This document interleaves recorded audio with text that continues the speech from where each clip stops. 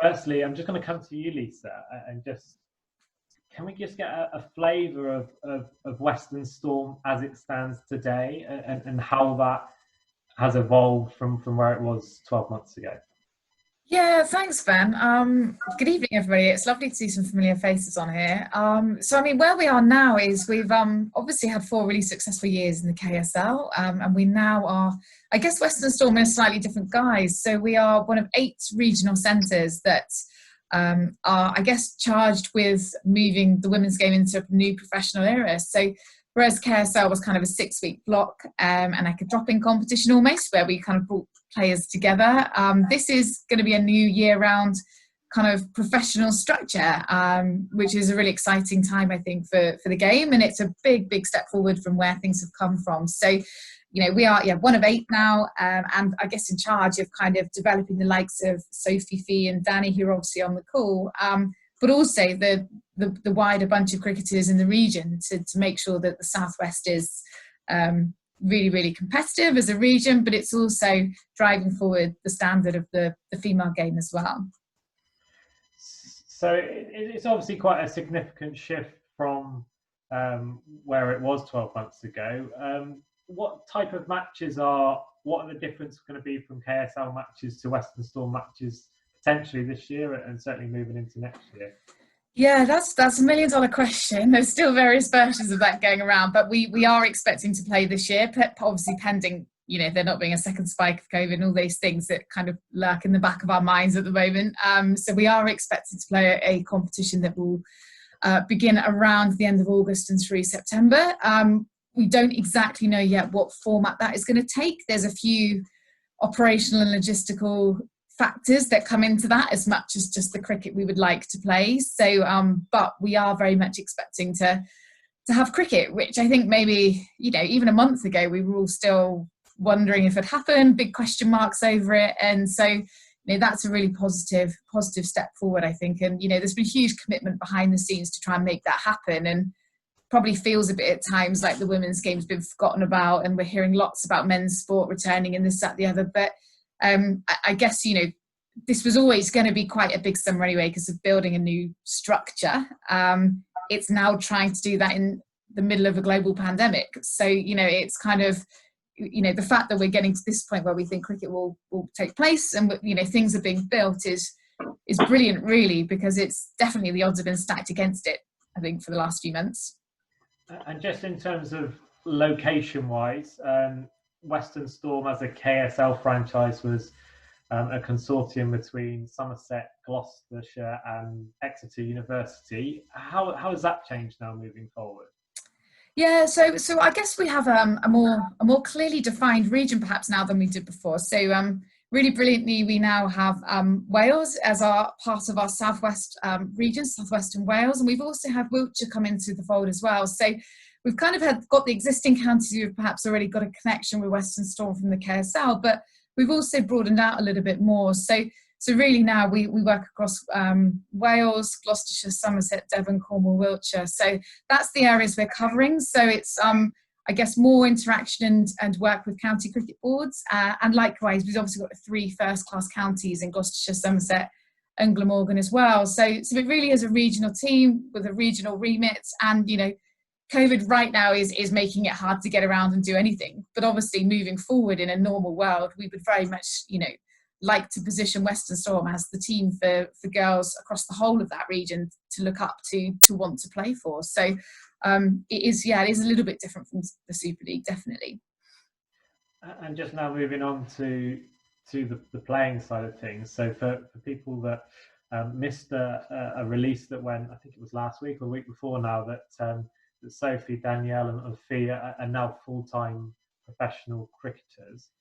So what does that mean, Lisa, in terms of that next step, if you like, to having people on a staff?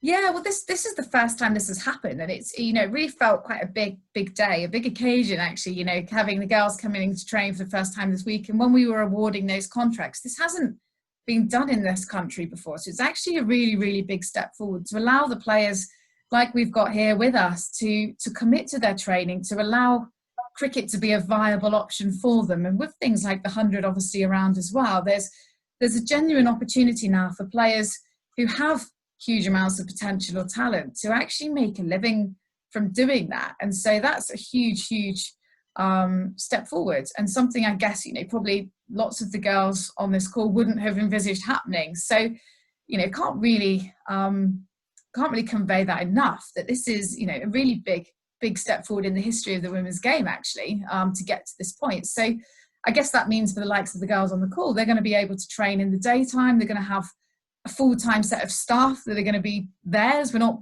borrowing and stealing manpower and coaching time anymore to get things done. We're going to have our own set of staff and the own team to make sure that, you know, these girls can perform to the best of their ability and reach their potential. So right now the girls are on retainer contracts, which is, you know, a really positive step in kind of getting through this tricky COVID period where we weren't sure if we'd be playing cricket or not and what was happening. And the plan is for come October 1 for those to transition onto full-time contracts. And I guess hopefully by then normality will have resumed, and that will be the girls, you know, training full or near to full-time as cricketers. So it's about 12 to 15 hours a week. So huge difference from probably what's been able to be possible before. Great. So don't forget, guys, if you've got a question, feel free to just pop it on to the chat, and we'll ask that away. Sophie, we're just going to come on to you next, and we saw Lisa there speak about the contracts that you've been awarded. How do you think that your cricketing career will now move forward in terms of what a big step that potentially could be for you, and how has training been over the last couple of weeks? Yeah, I think it's a massive step forward in the right direction, and personally for me, the KSL over the last 4 years has made a massive influence on my game and my development. But obviously these professional contracts may well take it to the next level. And I think before, you know, we've always struggled to find time. I've had to balance, you know, getting a job and work commitments and trying to fit training in, whereas now I can focus, you know, full time on training. I think there may have well been a gap developing between, you know, the England girls that were training full time and the ones that sort of fell in that bracket below. So hopefully now we'll be able to push and, you know, challenge those players, and, you know, hopefully there'll be competition for places, and that's really exciting from my perspective. And you've obviously got a very successful career behind you as a coach as well. Are you still planning to coach, or how do you think that's going to balance over the next 12 to 18 months? Yeah, I guess lockdown has given me a little bit of thinking time about where I want to be and what I want to do. And don't get me wrong, I'm very passionate about coaching, and, you know, it's served me well for the last 4 or 5 years. But this is a great opportunity for me to put Sophie Luff, the player, first. And be a little bit selfish in that respect. I'm still very committed to my coaching, and, you know, the contract will allow me to do some coaching as well away from the playing side. So yeah, it's my opportunity to put Sophie Luff, the player, first for the time being. Absolutely. Moving on to you, Danielle. So KSL 2019, obviously, you suffered an injury in that first game. So how exciting is it to have Western Storm back and be a part of it? Yeah, it's really good to be able to hopefully play again for them, because obviously I was injured last year. Hopefully I get over my injury this year soon. But it's so exciting to be able to be involved with Western Storm that I've been involved with for the last 3 years, and be involved with them again for however long, and carry on the Western Storm legacy and be able to play for my region. It's exciting to be able to be part of it. And how has the last 3-4 months been for you in terms of the lockdown, and how you've now progressed that into back to sign the contract and back to training? It's been hard at points because I'm still in my rehab for my ACL injury, so it's been difficult. It's not, obviously I couldn't train anyway, so not being able to train didn't affect me. It was more the gym work and getting my strength back.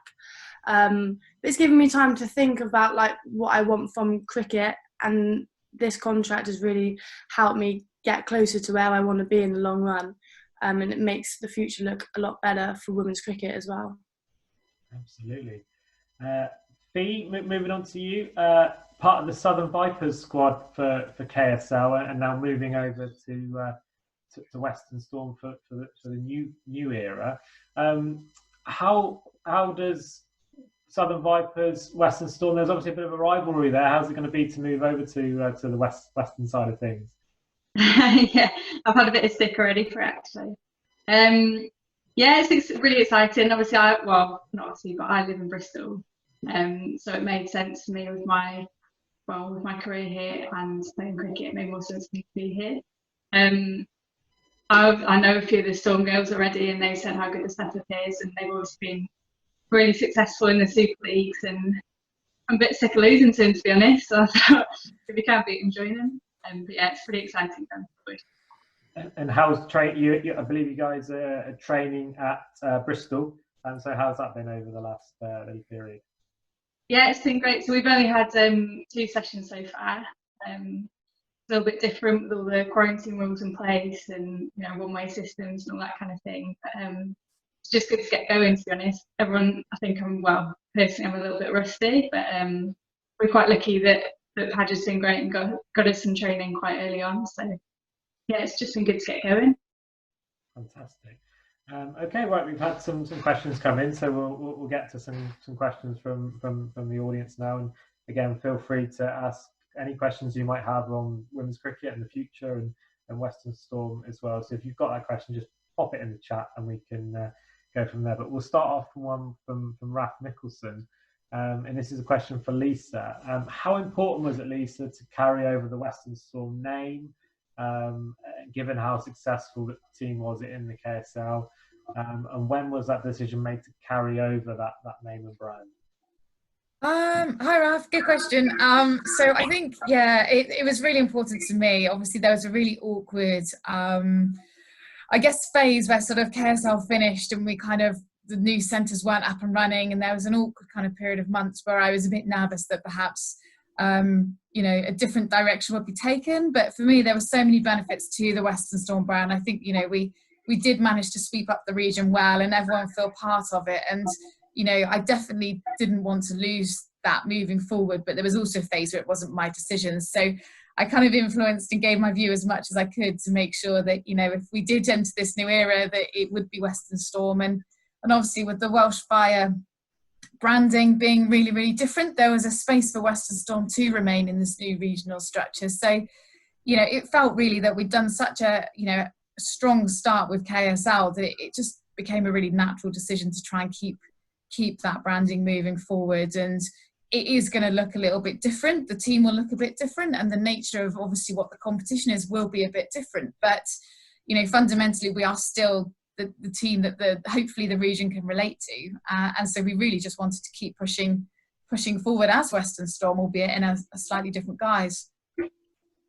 Just to follow on from me onto that one, looking at almost the growth of that 4 years in terms of crowd numbers, in terms of just the social media numbers, website hits. It was a real growth, wasn't it, from 2016 through to 2019. Yeah, absolutely. Amazing growth, actually. And I think what it showed was that there was a gap for a team to be followed, actually. I think there was a bar at that point. It was only really England women that you could see until the KSL came along locally. And it gave, a whole new kind of women's cricket set of supporters, something local that they could get behind. And I think, having some branding that was regional in the first place helped that as well, because there was no sort of conflict of, I'm a Somerset fan, I can't support something that's got Gloucestershire in its name. There was none of that because it was Western Storm. It just got rid of some of those kind of traditional boundaries that maybe we see sometimes, and the rivalries and stuff between counties. That kind of branding just got rid of all that, and actually it became a really collaborative kind of collective approach to just putting out a really good women's setup. So yeah, I'm really happy it's still here, definitely. Excellent. We've got a question from Andrew, and I'll bring Sophie in on this because of Sophie being Somerset women's captain as well. And the question specifically relates to women's county cricket and what is going to be the future of that. Andrew says that has their cricket been exposure have been curtailed to just T20s supposedly this season. So Sophie, I don't know if you've got you can give an update about where Somerset women are and Gloucestershire women would be in the overall pyramid of women's cricket right now. Yeah, so I guess we were meant to play 4 rounds of T20 cricket back in May and June, which obviously hasn't happened. I think for the moment, from what I've heard, it's just postponed, and I've heard nothing since. Padge may know a little bit more detail around that and how this new domestic structure sort of fits into that, and whether that does curtail the county season for us. Yeah, sorry, if I jump in, Luffy, I can probably add a little bit around the women's county bit for this year, certainly, in that there's been some ongoing wranglings in terms of the classification of the women's county games, so where it sits under, which guidelines under DCMS does it sit under. So I think that was why the postponement came in rather than that, because obviously there was hope that there would be a window of time still where we do get to play some cricket, and it looks like that's going to happen. So it looks like there is still a window of opportunity now for women's county cricket to be played this summer. The $1 million question will be obviously whether counties' capacities can put something on quickly and what form it takes, and is it structured, is it friendlies, how does that all come together? So I think that's in the short term something that I think there's now clarity on, that can take place. It doesn't fall under elite DCMS guidelines. It is something that can move forward, but I guess it's now down to kind of the network, how feasible and what can happen very quickly in essence to get something on. But I am hearing of some women's county cricket plans through the grapevine, so I definitely think there'll be something this summer, which is brilliant for that group of players who, like everybody else, desperately want to play. Probably had a really big winter in the lead up to this summer, and all those plans have been curtailed. So that's, a little bit of a short-term update. I think we're all waiting to understand a little bit more about the medium and longer term of the women's county game. Excellent. And so we've had a question coming from Guy, and this is probably one for you, Lisa. Are there any more announcements of further player contracts likely in the near future? And are there others in the picture that can join Western Storm? Yeah, I'm really happy to pick that one up. So we will definitely be announcing a squad. The challenge we've got at the moment is around kind of the classification of players. So we've been told that basically the minute we invite a cricketer who's maybe a county cricketer into a Western Storm training environment, or we offer a contract, that status becomes elite. So what that means, and these girls went through exactly the same process actually once they got their contracts, is that it actually makes it a bit harder to train and play, because actually as a recreational cricketer you can currently go to your nets and you can go and have a socially distanced group net and access your local facilities, and everything can be quite relatively straightforward. Once you become an elite cricketer, you can't do those things. You have to go train in a biosecure environment, and there's a lot more protocols that come with that. So in basically phoning these girls about contracts and sorting it out, my next conversation was how they then couldn't play cricket, and until we could get them set up in Bristol or Taunton, where it's obviously secure. So, there will be a squad building, but I guess we're just really mindful that with recreational cricket coming back online now, there is a small window here where players can access cricket in their clubs or in other situations away from us, and that might be actually more beneficial for them in the short term to get out and play a few games before we come along and ruin it all by picking squads and naming them and then taking away all the opportunities quite so easily that they currently have. So I think it's a really fine line to tread. There is a window of time where we will have to pick a squad because we have to get certain things done that are in line with the professional game, things like cardiac screenings, player educations, anti-doping, anti-corruption sessions, things like that. There are things that have to be in place. So, however, at this point in time, it feels like that might just be worth letting players enjoy playing in their local environments for a couple of weeks before that happens. So there will be squad announcements shortly, because we can't leave it too long. It's a complicated situation, and the intention is still to add 2 more full-time players to the 3, obviously, that we've got in the autumn, which is where obviously getting some cricket and seeing players play is massively important in the next sort of 7-8 weeks that we've got to try and help make some of those decisions. Brilliant. Thanks, Lisa. We're just going to sort of take a wider approach now about the women's game as a whole. I'm just going to bring in Danielle to start with. So, Danielle, in 3 years' time, what would you anticipate? What would your hopes be for women's cricket as a whole? Is there anything in particular that stands out that you would love to see happen in the next 3 years? Probably just more professional women's cricketers, just as a whole, because obviously there's only 25 in the country at the moment. So being able to have more women's cricketers will make more girls, when they're coming up, want to play and get involved in cricket. So if they can get involved and have a lot better at club level and county level, and then they get to the professional level, then it will just be so much better for women's cricket. And then England's team can have so many more options to play and to pick who they want in their team, and it can just become, women's cricket could just become so much better in England. Do you think the model, Danielle, is the Australian game at the moment? Do you think that is something that we should be looking to replicate in terms of the model of? I don't know whether we want to be exactly the same as Australia cricket, because we are England cricket, we are our own country.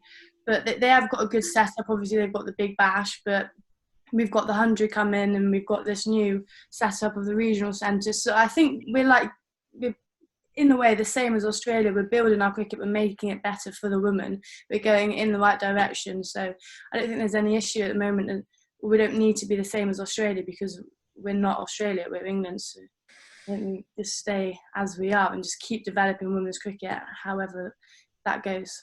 Absolutely. Fee, how about you? Where do you see things in 3 years' time, and what are the key things you want to see happen? I guess similar to Danny, really. I think at the moment there's only, I think it's 5 players in each team that's going to be fully professional. So I guess just increasing that year on year, because it'd be great to be at a point that there could be a whole entire professional squad instead of just 5 of us. So I think that's kind of the natural progression from this, I guess. But yeah, hopefully it just gets popular enough that enough girls want to play, so that we can do that there's enough interest in it. Brilliant. I've got a question here from Hester, and I'm going to put this to Sophie now. The future of women's cricket is ensuring that girls come through from clubs. What would be your one piece of advice for clubs from your own experiences that will help to attract more girls to cricket?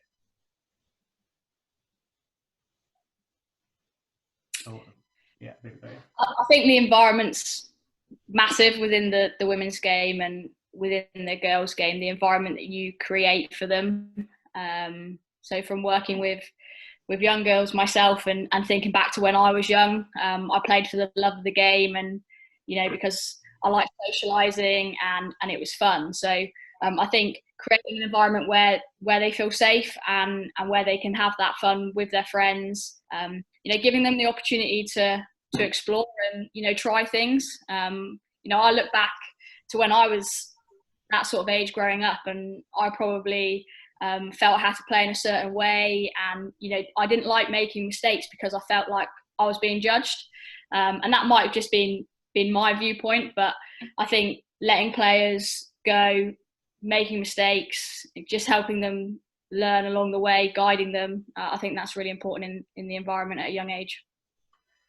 And with your Somerset Cricket Board, just for a sec, we've certainly seen a lot of good work from people like Steve Gass at the Somerset Cricket Board, and I'm sure Lisa will allude to people at the Gloucestershire Cricket Board as well that have done some excellent work in making clubs more friendly environments for families and women's teams starting up.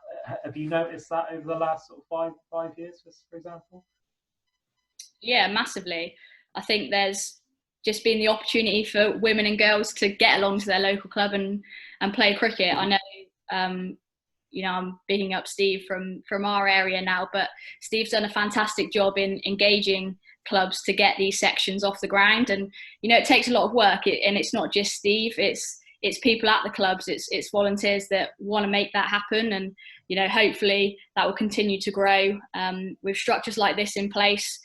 Girls have that visibility of a professional career. That's a goal that can be achieved. And you know, for perhaps me and Fee, that wasn't quite there when we were, you know, 9, 10 growing up, but it is now, and that's so exciting. Absolutely. Coming back to you, Lisa, a question coming from Raf again. What role do the ECB play in squad selection, or is it entirely down to you? It's entirely down to us. We have the ultimate kind of say on things, but you know, reality is it's a collaboration. I think we all want to make sure the right players are in contracts and the right players are in squads in this competition. So, you know, we've had lots of discussions both individually and collectively actually with the ECB around players, and when we've been working through this process to make sure that, you know, the right people are in the right place. I think, you know, and actually collaboratively amongst the other regions as well, actually we've had lots of really honest conversations as directors around, you know, who maybe is just missing out in one region who would absolutely perhaps get a contract in another, and we've worked together on it. And so in that respect it has been very joined up, perhaps quite uniquely actually. I don't know if you'd find that happening in the men's game quite so much, but I think we all just came from a standpoint of going, it's such a great opportunity, it's an opportunity we've never had, let's try and maximize it, let's try and make sure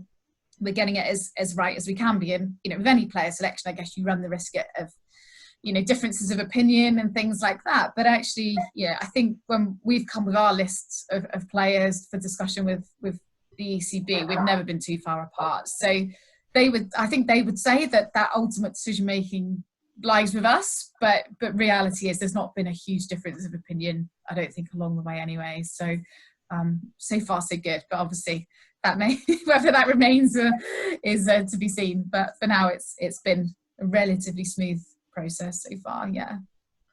And question coming from Claire for you again, Lisa, and it's about women's coaches, and are there any plans to encourage more women to coach cricket at level 2?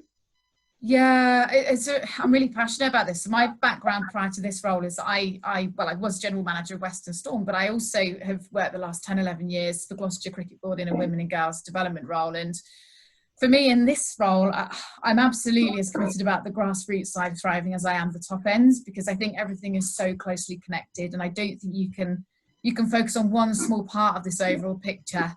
I think you have to look at it all as a whole, and that's where I think the ECB strategy is really, really good. It tackles lots of different areas of the game in one, in the female side of things, which is brilliant. So coaching is a really big part of that. I mean, I don't coach so much now, but I am a coach, and you know, one of the things that we did a lot in the previous Storm world was we had sort of Storm Champion initiatives, which was designed to get females just kind of dipping their toe into coaching with a view to making the process of starting to get into coaching a little bit simpler, with a view then hopefully that if people enjoyed that, their next step would be to go and join a coaching course and to move forward. And I think it was about 90 odd women across the Southwest that came on that course who we were able to work with to kind of do that, which was pretty cool as an outcome from the KSL. And you know, the hope being that actually, you know, we need to be a bit better at promoting our great female coaches, so other females can realise there are female coaches out there, because I think it's still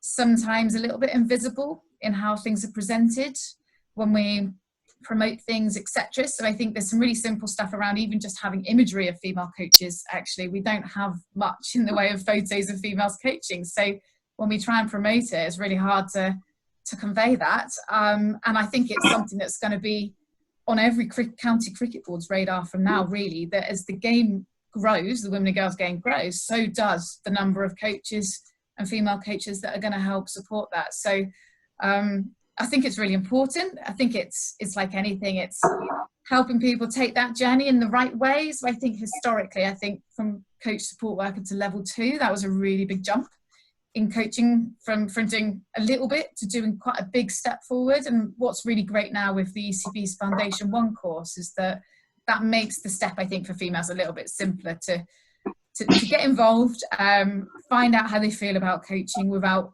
a massive commitment of time or money to explore it. So hopefully we'll see a positive change by that coming in as well, I think. Thanks, Lisa.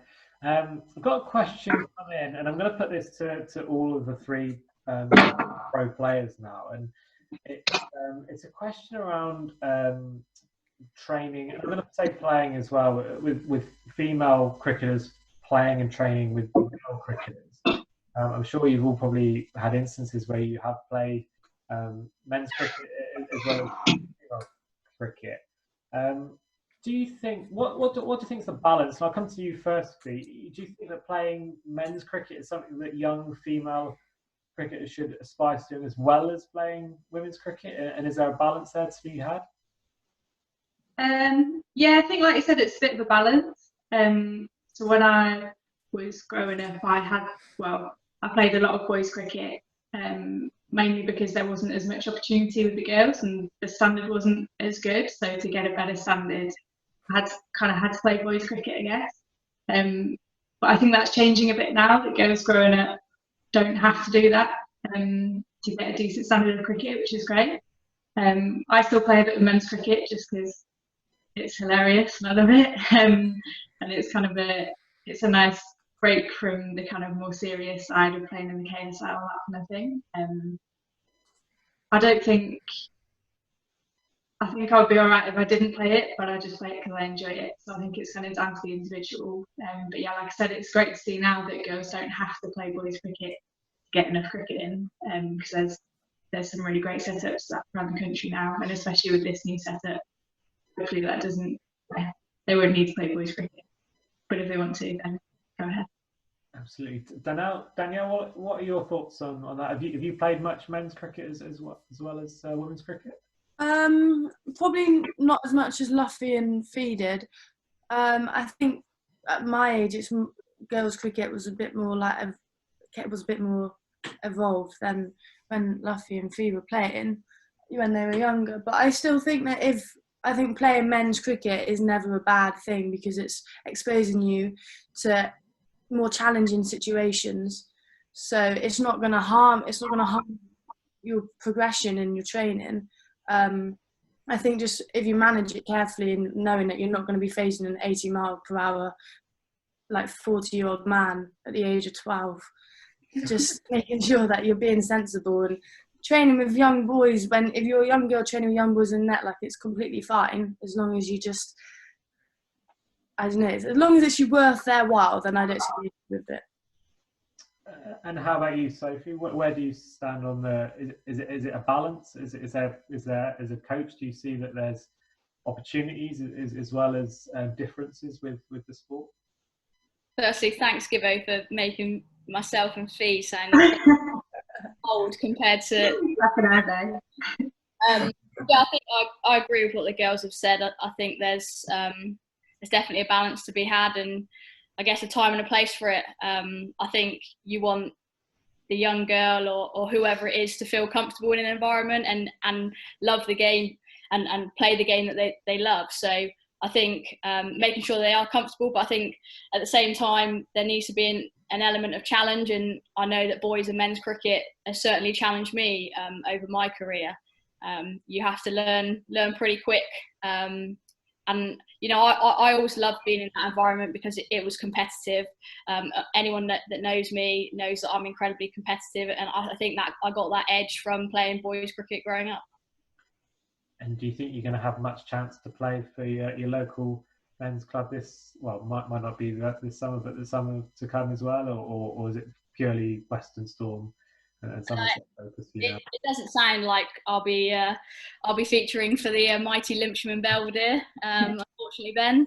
But yeah, I mean, I love cricket. I guess I've got a little bit of a family affiliation. My dad and brother play there, so when I do play, it's a really special occasion for the three of us.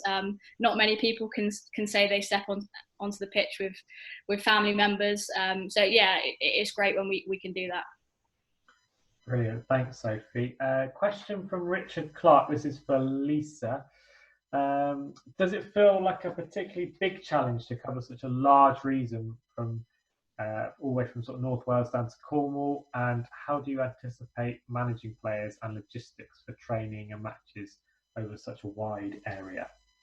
Yeah, we're one of the bigger regions, certainly. It's when you put it on a map, it is huge, and that's, I guess, probably one of our most immediate challenges we do face. So I mean, how I envisage this working is that, you know, lots of the The programs there will be a core, I think of our contracted players who are predominantly in one place in one location, but actually the plan is to try and take sessions where we can to almost have local hubs around the region. So I don't know, take an academy program, for instance, which is due to come online in the autumn. We're currently exploring working with our county partners to actually create a hub in each county where academy players and potentially Western Storm players who maybe are from that neck of the woods but not on a contract can actually access 2-3 hours of skill development per week really locally. So I mean, with the region the size of ours, I think we just have to kind of cut our cloth a little bit differently perhaps to some other regions. You know, our staff would either be on the road all the time when we have them, for very little time actually working with players, trying to cover the ground, or we actually kind of work really closely with our counterparts in the counties to build a more localised structure, and then we pull together maybe the academy or the main Storm squad fortnightly or however that looks less often, so that I guess the players can access the support they need without unnecessary silly amounts of travelling, and in turn we can build really good relationships, I think, with the counties in doing that. So actually Western Storm is really embedded then in the whole network as opposed to a bit of a lone ranger in its own sort of bubble. So I think in some respects what is a challenge is also an opportunity. I think it's just about how you look at it. It's definitely, I look at some of my counterparts in other regions where maybe they've got kind of two first-class counties and they're right next to each other and it all looks quite simple. And I look at ours and I sometimes think, right, okay, how are we gonna work this out? But actually, you know, all the counties are really engaged. They really want to help. They want to be involved. I think they understand where we're trying to get to with this. And so, it's just that our model on paper is probably going to look a little bit different to some others, perhaps. But I mean, I guess that's part of the fun, trying to work through some of this stuff. Brilliant, yeah. So got a question come back in for Sophie. By the way, Sarah Pickford says that don't worry, Sophie, you still look young. A question regarding England. Raf says that you were very unlucky not to be awarded a contract in previous years. Does this right that wrong and give you another lease of a pathway to play in international cricket? Yeah, 100%. And I guess it's been a question that, you know, people have asked me over a number of years. And I think if you'd asked me 3 or 4 years ago before the KSL, perhaps I might have thought that ship had sailed. But the KSL gave me an opportunity, like I said earlier, to really take my game on and develop myself. So I definitely think this is an exciting opportunity to see where Sophie Luff can get to. We'll see what happens. Absolutely. Well, we're all rooting for you, Sophie. And question from Guy. We've already touched on a little bit. I'll just go back to Danielle and Fee just on that club cricket. Danielle, do you see yourself playing club cricket, men's club cricket this summer potentially, or now that sort of lockdown's finished, do you see yourself playing any games? Not this summer. I don't think I'll be playing any cricket. But I don't know. It's a tough one because obviously Storm will be my priority, so that will come over club cricket. So it's not really something in my eyes that I necessarily need to do. If I'm getting everything that I need from Storm, then to go put myself in a club game where I could potentially get injured, where I don't necessarily need to play, for me personally, I'm not that fussed about missing out on club cricket if I'm getting everything I need from Storm. And how about you, Fee? Any club cricket on the horizon in the next sort of 12 months? I'm not sure about this year. I'm not sure we'll be allowed to. But I usually play for Winston men's side of Bristol, which a couple of the Gloucestershire boys play for as well.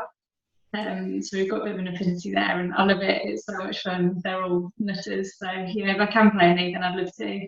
But yeah, like Danny said, Storm's got to come first. But it's quite a nice kind of break from the seriousness of our cricket, just to go and have a good time with the guys there. So yeah, if I can do, then I will. But maybe not this summer. Absolutely. So guys, we've got about 15 minutes left on the call. So if you do have any questions for anyone here, feel free to pop it in the chat. and we'll certainly aim to get those questions answered. I'm just going to come to one on the emails now. So this one's for Lisa. What makes the Southwest such a crucial catchment area for women's cricket? I mean, I don't know what separates it out from anybody else. I think it's something that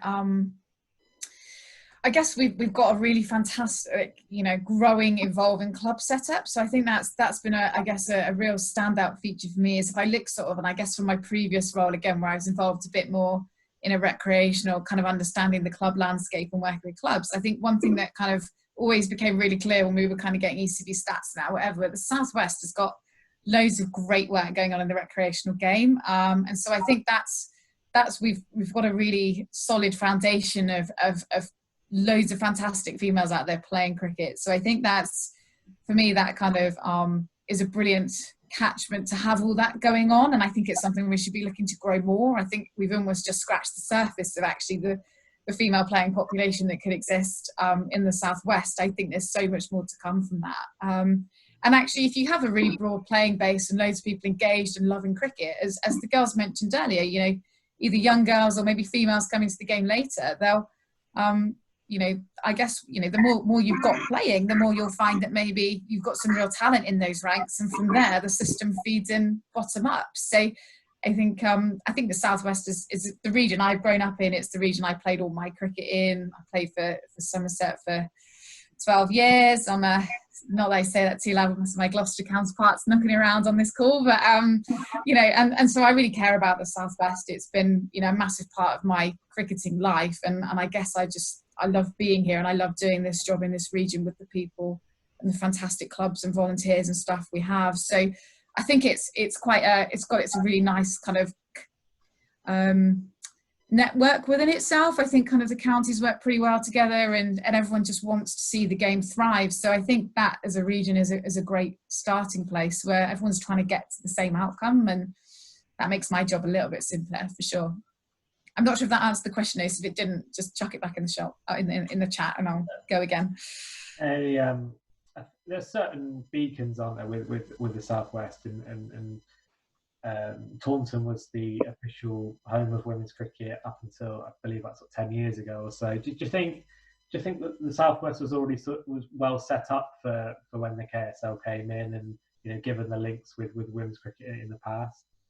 Yeah, I do think that. I think there's always been a really strong connection. I think certainly, as you say, with the England women sort of being based at Taunton, or home of cricket being Taunton for such a number of years. But I think the way that the KSL set up actually gave it a really, Western Storm was set up in the KSL, gave it a really good chance of success as well, because we took a slightly different vibe to it, us and the Vipers, in terms of getting two partners who would never historically have worked together coming together.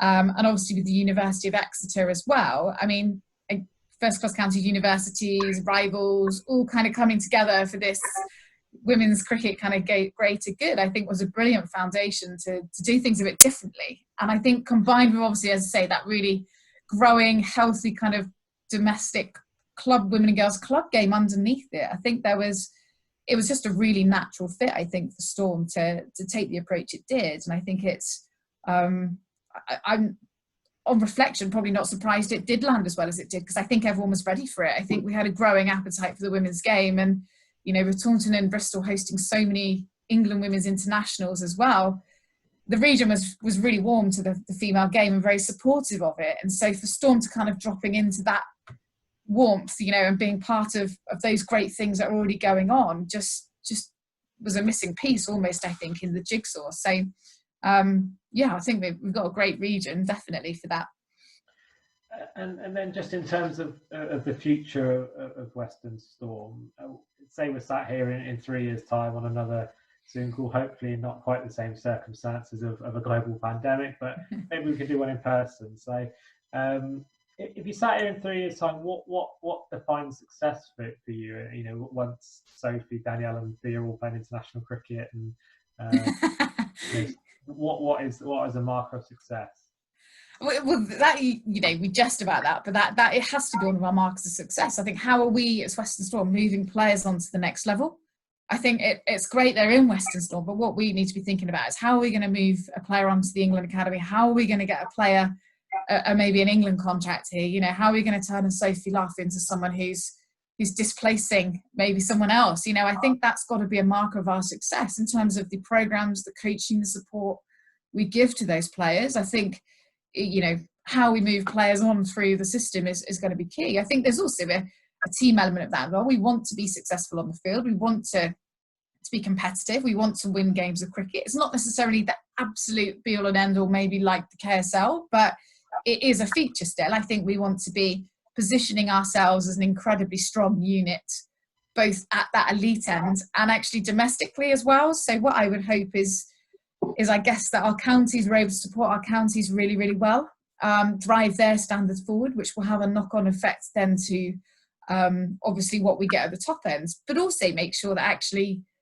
every part of this process, you know, perhaps the clubs looking at leagues and stuff, to make sure that every player who wants to be part of the women's game has the right opportunities to do so for their ability and their standard and their aspirations. And I think that's a really broad remit, but I think, you know, if we can kind of take a two-pronged attack in terms of really getting the domestic game thriving, I think in turn that naturally has a positive knock-on effect into the talent pathway, which in turn gets us more results at the top end. So, you know, I guess seeing people like, you know, Luffy and Gibbo going on to higher honours would be amazing. That's clearly one. And actually us having a really robust academy programme for the developing talent that's maybe a bit behind in its age and experience, but to make sure that, you know, we're always just pushing that bar forward and leading the way amongst the other regions with how and what we're doing.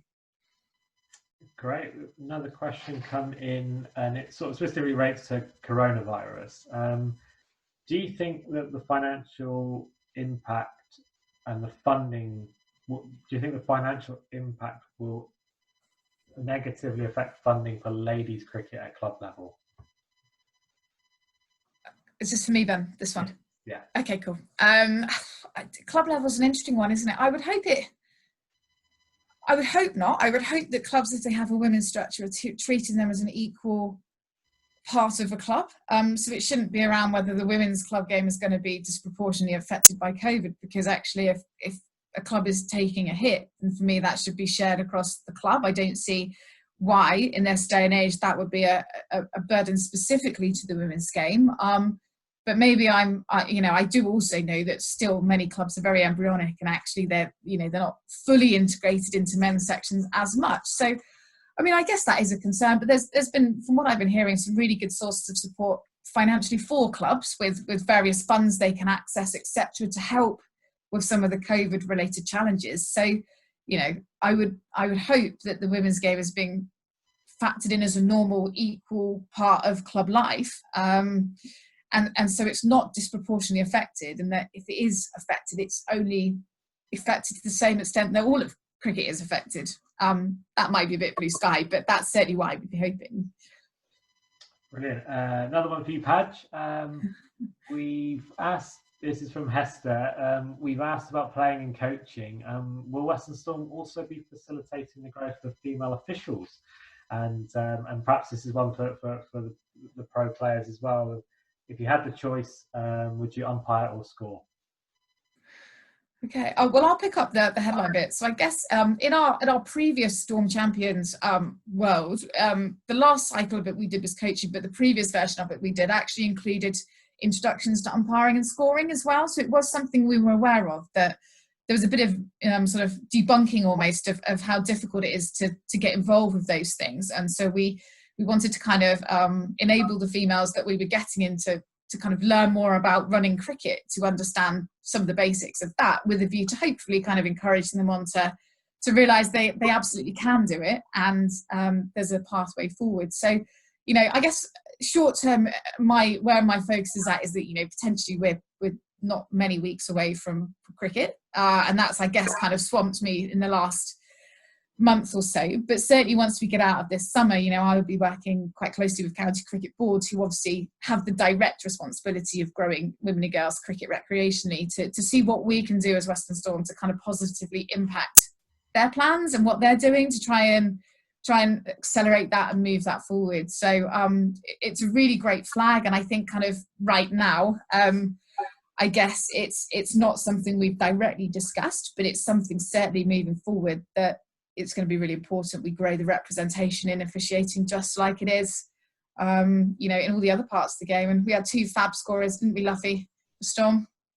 We did. Females, legends, Sue Drinkwater and Polly Rhodes, who are legends. If you haven't had the pleasure of them, they're both fantastic, and which was unique in itself. I don't think there was too many, you know, particularly scoring games together. That wasn't happening too much. But you know, I think we all recognise there's more that needs to happen and more we need to do. So it will certainly be considered as and when we get out of this phase and we start looking at more normal world plans. I believe that Polly and Sue actually broke a record last summer. The Somerset versus Worcester playoff match in the Royal London One Day Cup. I believe they reliably informed me. Well, I put this on our Twitter page, so I'm taking this as gospel, that they were the first female duo to score a men's competitive game together. Which you sort of when they sort of mentioned it last year, you just couldn't believe that was possibly the case. That, you know, it had taken until 2019 for 2 female scorers to score a professional game of men's cricket together. But yeah, it was obviously a very great milestone for that, and yeah, long may that area grow. We'll just go to the 3 pros then, just very quickly. Sophie, would you be a better scorer or umpire? I don't know about the word better, but I'd love to give umpiring a go. Danielle? I don't think I could do either. I don't think I have the concentration levels to do it. That's not reassuring, Danny. Yeah, I'm probably the same, to be honest. I also really embarrassingly don't know how to score, so Yeah, probably umpiring, but could be a bit clownish, to be honest. Still a few weeks before cricket's going to start, so If I'd known that, Fee, I'd have sorted you out over lockdown. You'd have been on a course. I'm sure that Gloucester Cricket Board might be able to sort something out. This is quite an interesting one from Millie, and this is for you, Padge. Will there be a Western Storm Academy for players that are aspiring to be as part of the main squad? Yeah, Millie, great question. And yes, is the short answer. There will be. So it's plans are underway. We've got some skeleton plans, which I've kind of been working on over this phase. Obviously, moving forward, we're looking to recruit a senior talent manager fairly soon, actually, which will have responsibility for running head coaching and running the academy program. So there will be a Western Storm Academy.